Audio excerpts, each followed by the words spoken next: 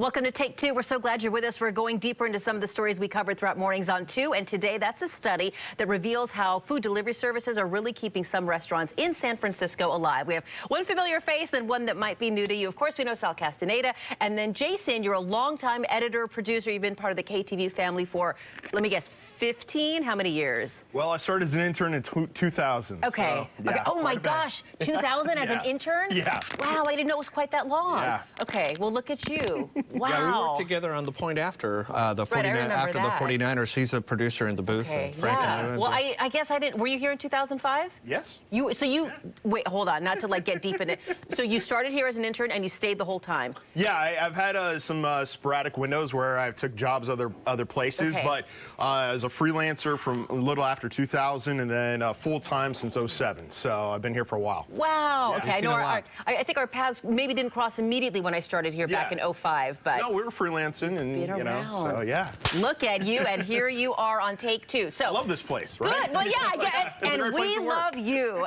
So we're talking about a story that we were reporting on throughout mornings on 2. We've been asking our viewers, do you order food delivery service? Do you stay away from it? Before we get to your experience, let me pop up the numbers on the poll real quick. Most people responding to our question of the day said they don't really order food delivery. The vast majority, 62%, said never. Then the responses are kind of split, 1 to 2 times a month, once a week, almost every day, 2 to 3 times a week. Jason, where would you respond? I would say at least once a week. You know, I mean that Pretty frequent. Yeah, Do you use it as a treat? Yeah, well, you know, sometimes if I'm a little, you know, tired or exhausted, I mean, it's sometimes even being stuck here, you know, I mean, working all the time, we don't really get a huge window, obviously, to order food. Right. So this allows me to go grab some food pretty conveniently. But I will say, it does get expensive, so you have to watch yourself. You know, that's the one caveat about this. And I try to be nice. I tip the drivers, you know, and, you know, but everything, it's kind of funny. It's just like when you start doing the math, they get you in those little prices up front, you know, that $20 burrito ends up turning into $35 really quick. Yeah, $35 burrito. Yeah, it's hard. Like, you know, I appreciate that you're still supporting local restaurants. Sure. You know, if you look at it from the restaurant side of things, and I will say the Chronicle did a really nice write-up of this whole issue. They talked to restaurant owners. They talked to the people who are the delivery drivers. You know, from the restaurant owner standpoint, you know, we've talked about kind of the demise of malls, and it's not the robust scene that it was back in the 80s when we would, I joke I was raised by Stone Ridge Mall. So if you own a taco shop, right? Yeah, it was a good mall, right? It still is. But it has changed so much. But you think about those restaurants that chose to operate in malls. If you don't have the mall foot traffic, people aren't popping into like Sweet River Saloon or Sbarro's, which was one of our favorites. So those restaurants in malls in particular are being kept alive by the food delivery folks. That's an interesting statistic. I mean, one thing I do like is supporting my small businesses. I live in Alameda, and you know, I try to give as much local business, you know, my business as possible. And what's nice about you know, food delivery services that are out there, they, you know, it adds some revenue. And this is one thing that it grew during the pandemic. You know, we couldn't go to restaurants as efficiently. Some people, you know, didn't want to, you know, mill around so many folks, you know, and they wanted to take precautions. So, you know, I do enjoy the food delivery service. The only problem I do find with it sometimes is like, you know, you get hiccups like, you know, somebody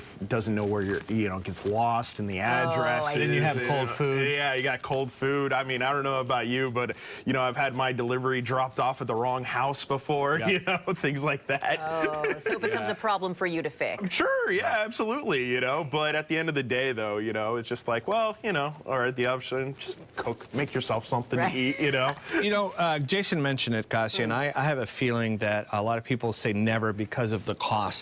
You said the $35 burrito. Right. Only as a treat, maybe, or if you absolutely have to. Right. But that's a lot, you know, that adds up quickly. And families, a lot of families are on tight budgets. Right. I mean, my teenage sons are eating like adults. I mean, they're eating more than my husband and I are eating. So I'm like, wow, my son he put down 2 full entrees from a little taqueria in Livermore. And I said, fine, I don't usually let him order 2, but he was hungry and he's 14. And I just thought to myself, I won't order anything. I'll just eat what he leaves behind. Nothing. He didn't leave anything. The plate was clean. And I thought, well, you know what? He's an athlete, whatever. Let the kid have it. And I'm like, I'll just eat it, moms and dads. It's not a problem. It's funny. Oh, go ahead. When I was 18, I could eat 2 burritos and not gain weight. Yeah, right. Well, you guys want to hear his In-N-Out order? And I know sure, yeah, let's go for it. My 14-year-old 2 double-doubles, right. fries and a chocolate shake. Wow. And that's after a baseball game. When he gets home, he'll eat dinner. It's wild. That sounds about right, though. I mean, he's an athlete. No, it doesn't, Sal. I'm sorry. Not for us. No, if we ate that, it would be a different thing. Jason, can you, and do you, so let's kind of get back to business and your business. Yeah. Do you order from the same places over and over? Well, I try to vary it, you know, but, you know, yeah, a little bit, but also same time, too. Like, what's nice about some of the DoorDash apps and stuff, some businesses will offer little specials and things like that, you know, and so that's convenient. Okay. I mean, the interesting thing is like the major chains, they all have their own apps now, and they all connect to the delivery services. Is that less expensive than going straight to Uber? Like, I'm trying to save you money here. Well, it's basically the same. You know, it's just they spread the cost over differently. But the thing about the national chains, what they do, they give you points, and so you earn. So it's like if you order off their app, you get McDonald's and Taco Bell and some of that. Yeah, and after you acquire 5,000 points, you get this. And you know, that's the sad part about it, where like the small guy can't compete as well. But let me ask you this: let's just say if you don't want to cook today, all right, but you consider just driving to the restaurant doing takeout, that would save a lot of fees. Yeah, and sometimes I do that, but you know, sometimes I'm just like, hey, listen, I do not want to take a shower. I do not want to, you know, I want to hang out all day. You know, I'm watching television or I got a ball game. You work really hard all day. Let some of that money go to absolutely. A treat. Yeah, you know, and so for me, it's not, you know, it's not breaking my bank, but you know, I do feel bad because there's some people and some kids and you know, generations that don't really even know how to cook anymore. That don't really know how to, you know, they live and die by the microwave or the rice cooker or something like that. And they just don't even have the skills. So they just knee-jerk to the convenience of DoorDash and stuff. A couple of my friends, their kids are all like have the apps and some of that, and they have a heart attack every time they see that, you know, alert on their credit card. Oh no, my kids spent, you know, all this money and stuff. So that's where, you know, kids might need a 12-step there for their delivery apps, you know. Open the fridge, get the ham, get the mayonnaise, get the da-da-da. But we have to take a quick break, but I'll share something. My older son went through a little lifeguard training. It was like a full day thing, you know. And there was a note that said, we'll take a quick break for lunch. You can either stay at the pool, like bring your lunch, stay at the pool, go home for lunch, or DoorDash. And I thought, oh my gosh, how funny that like DoorDash was automatically offered. It's ubiquitous. I've heard of kids DoorDashing their lunch to middle school. I don't think middle school. It's a whole, trust me, it's a whole different thing. We're going to talk a little bit more kind of about the business model, about the user experience when we come back. So stay with us on Take Two.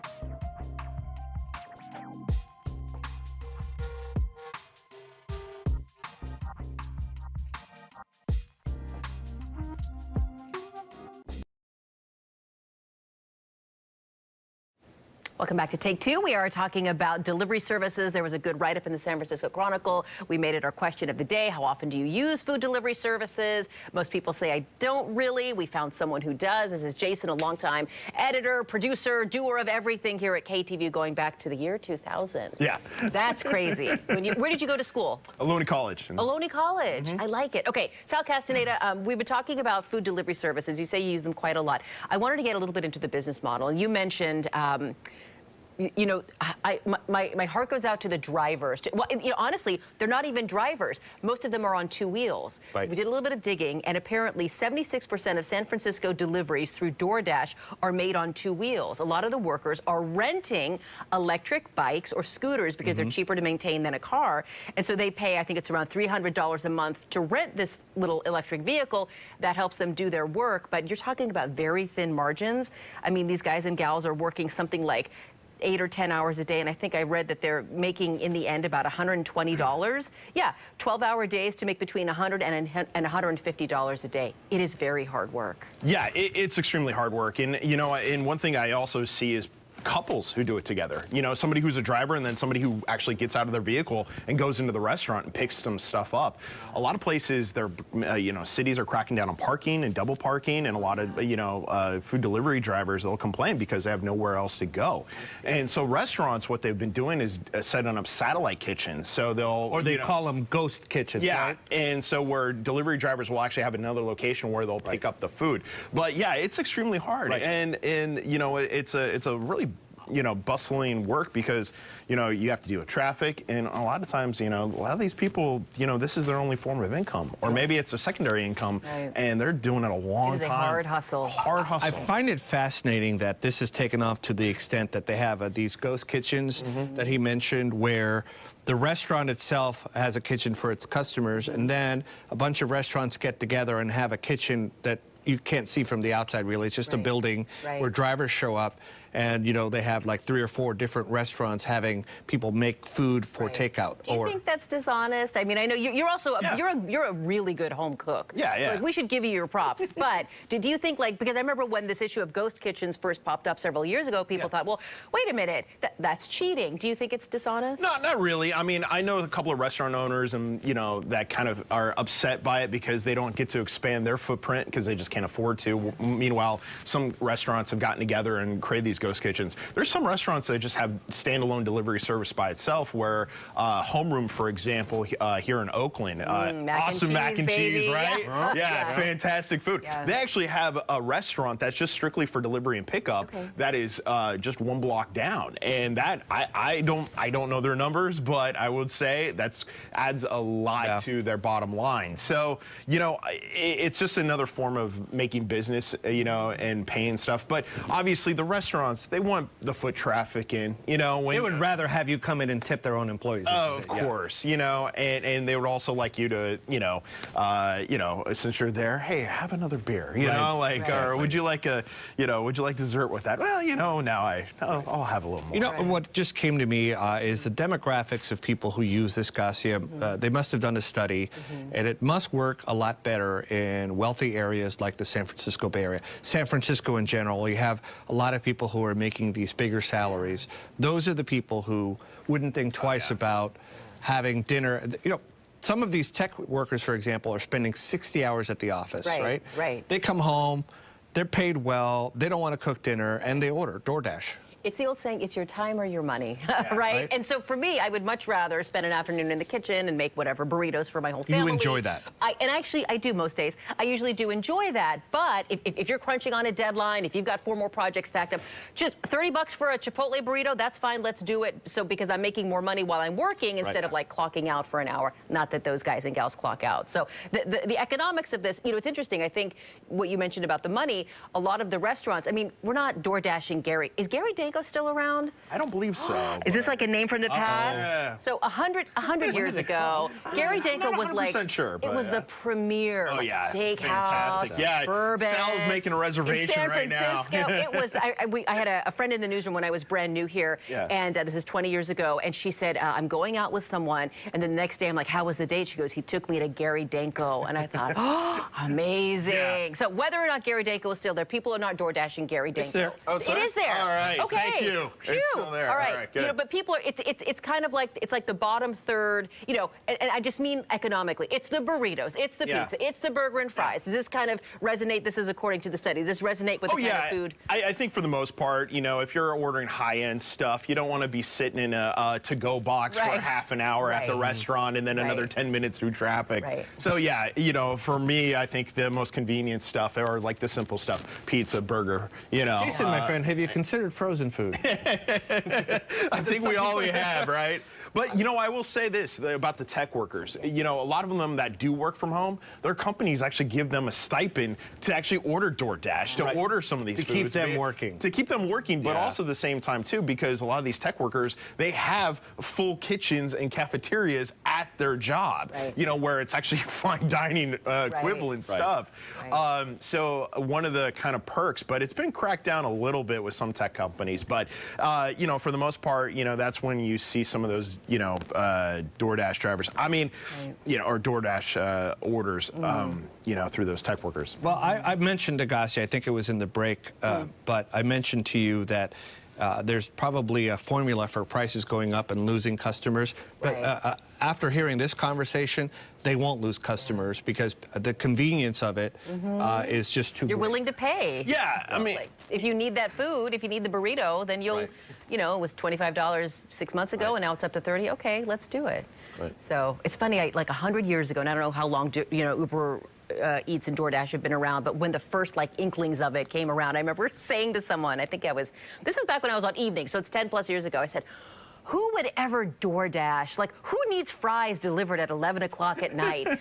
The incredible popularity of these food delivery apps, it just continues to skyrocket. The answer is everyone. I mean, that is who needs fries at 11 o'clock at night. Who needs food at 11 o'clock at night is people who may have been drinking at home and they don't want to leave. That's true. And $30 is way cheaper than a DUI, so I support that. Yeah, it's wild. I mean, great. I mean, they came up with a great business model. We can talk a little bit more about the impact when we come back. Another quick break, then more with what Jason eats when we come back. Stay with us. No one wants that. Yeah.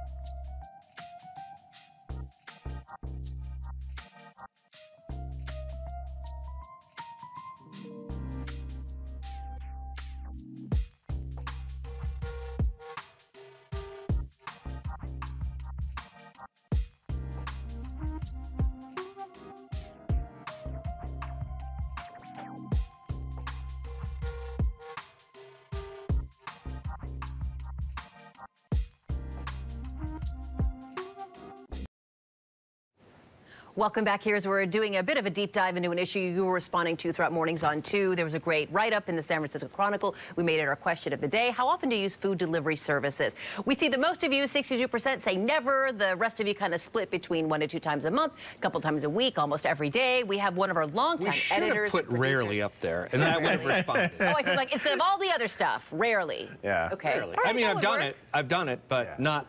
Yeah.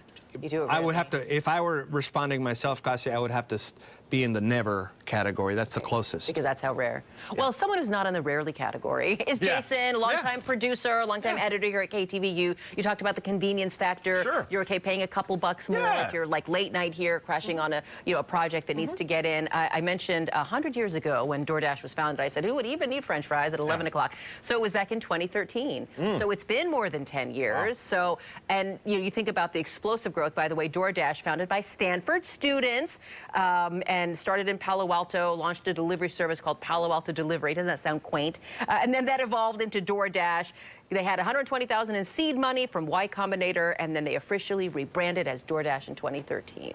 So now they're a part of the Bay Area culture, a part of American culture. Yeah, I knew you got DoorDash, you got Uber Eats. Postmates is still out there. I mean, one of the business models that, even food delivery services, they've gone to other stuff, groceries, and I think that's one of the... Which was huge during the pandemic. Huge in the pandemic. I don't know about you guys, but, when I'm sick, I don't leave the house. Yeah. So I definitely use DoorDash and Uber Eats to go to my grocery stores to get my sick medicine, get, things that I need around the house. Like a responsible citizen, because you don't want to... well, and also same time, too, I'm kind of miserable. Well, I'm coughing my head off. To a certain degree, I'm even if I don't use it, I'm glad that it's a robust business because it gives us the option of doing it. If you were sick in 1980, you either had a friend get you groceries or you were eating. Yeah. Right? It's funny, we have neighbors and they came back from a great big trip and I texted her, welcome home. Can I get you anything from like Trader Joe's? She goes, that's okay. I've got a Whole Foods delivery coming, right as our plane touches down. I thought, she is on it. Right. So, because when you're away somewhere for 2 weeks, you come back to like nothing in the fridge. Right, like the one half of a cabbage and no milk or eggs. Let's kind of focus on what's happening in San Francisco. Again, a good write-up from the San Francisco Chronicle. At the Chipotle inside the Metreon there, online orders now make up half the sales there, according to the store's manager. So, I mean, again, it's really lifting up those restaurants because, I mean, does the Metreon have the same foot traffic it did 6 or 7 years ago? Probably I don't believe so. Not. Yeah. So that Chipotle is being kind of kept alive by these food and it makes, we've been talking about the burrito. I think it's a good example because a burrito, what is a burrito at Chipotle? 12 bucks? Something like that. 15 bucks? Yeah, what is it delivered, though? Oh, let's say it's 30 bucks. Yeah, about double. But still, 30 bucks is better than, like, if you start with an expensive food item to begin with. Right. Well, in San Francisco, for example, like if you started off there, get in your car, then you got to go pay for parking to go buy it. Right. Then you got to replace the glass when your car gets broken into. Then your catalytic converter. I mean, it adds up, people. This is a lot of disaster thinking that's what here. I'm saying, It doesn't always happen in one trip. I mean, come on. San Francisco's a little more safe than that, but I'm just saying. Okay. Right. I mean, it could happen. It could happen. Wow. Could happen. Well, no, it's kind of an important consideration. Can I ask you, because I've read a lot about this online? Yeah. When the order is wrong. Yeah. Do you, like, what happens? Because I'm reading this account and from drivers. Yeah. Because that's time that they have to use to make it right. They're not getting paid for it. How does that work with you? Well, you obviously get on the app. They usually give you a number, or you'll trade information. A chat bot or something like that. And usually these services, they're pretty good with you. They'll refund your money, or your next order is something different, or they'll try to replace the order with something else and stuff. So. I haven't run into it too many times, but it does happen, and that's the inconvenient part of this. All right. I usually, if I ask for a salad and fries come instead, I'm not gonna, how wrong is it? Right, right. Maybe it's a message from the universe. Maybe I didn't need those fries. A long, long time, you guys will understand this because you're both, home cooks. 100 years ago when I was in middle school, I went out to dinner with a friend and her family, Marissa. And we ordered something, and one of the orders wasn't right. And it was noticed after the server left, but her mother said that she will never send back something because she doesn't want that food to go to waste. And as soon as she said that food waste is one of my big, and I don't know what happens to the steak you send back or whatever, but the thought of that being put in a garbage can. So I'll pretty much eat anything you bring me. Unless it's horrible, unless it has one of the foods you're allergic to. Sesame seeds, sunflower seeds, but I'd probably just pick them off. I can't do food waste, but so that's kind of one of those. What's the one item though that you're just like, oh man, if you put this on there? Yeah. Because for me, it's like onions. Raw onions. Okay. You can't eat something with sesame seeds. No, well, you know what I've done? A long time ago, I tried to pick the sesame seeds off, I think, like a hot dog bun or something. No, it doesn't work. And it doesn't really work. I will say I don't have like a super severe / deadly reaction, but it can cause a lot of uncomfortable and misery and all that. But I can't stand. I'm like, fine. Oh, I asked for the steak medium. It's medium well. That's fine. I'll eat it. Yeah. You know, I asked for the whatever chicken. I got the this instead chicken. Fine, I'll eat it. So. Were you ever a server or did any serving? I was only at home, Jason. I've never worked as a server. I do feel like I'm a short order cook these days at the house. Have you worked? Yeah, no, I've worked in restaurants. You were a bartender too, right? I wasn't a bartender. I was just a server. But, you know, I've worked in restaurants in the past, and I've had to deal with those customers that, you know, send some stuff back every once in a while. And, yeah, the food waste is unfortunate. What happens to that steak that I sent back? Oh, well, okay. I mean, if they can save it, yeah, they'll but if it's overcooked, you know, they'll throw it away. Wait, hold on. No. Okay, now I'm cringing inside. So I can't imagine they would like save it in the hopes that somebody would order a medium well steak. No, I mean, if it hasn't been touched, though, I mean, I've been in enough backroom restaurants where the server will just start having at it. Honestly, that's what I was hoping for. Like, you guys and gals are working so hard, you probably haven't had a snack. I would much rather somebody eat the steak than it go straight in the compost. Yeah, but for the most part, though, I mean, it does, you know, get tossed because, you know, I mean, it's a health and food safety issue. Oh, that too. I forgot about all that. All right. This has been a little bit of an enlightening dive, not into this study, but also Jason's eating habits. So, all right. Now you know what it's like. This is like an intervention for me. No, this is good. No, I mean, you've talked about porchetta. Am I even saying it right? Yeah. You make your own. I mean, you are one of the most accomplished cooks. Smoker. I love smoking meats, brisket, you know, I've been to your house. You have a nice kitchen in there. Thank you. I'm glad you're putting it to use. Yeah, always. You know, you guys got to come back over one of these Let's times. do it. I'm so glad you joined us, Jason. Thank you for having me. Thank you, and thank you for being here. I know sometimes it gets. Yesterday was all that breaking news about the fire at the refinery. This was a little lighter. A little lighter, kind of more of an everyday topic, but one I know you're likely curious about as well. So we leave you on today's Take Two. We will, of course, hope that you join us tomorrow for Take Two. We fire things up right around 10:02. So we'll see you then. All right.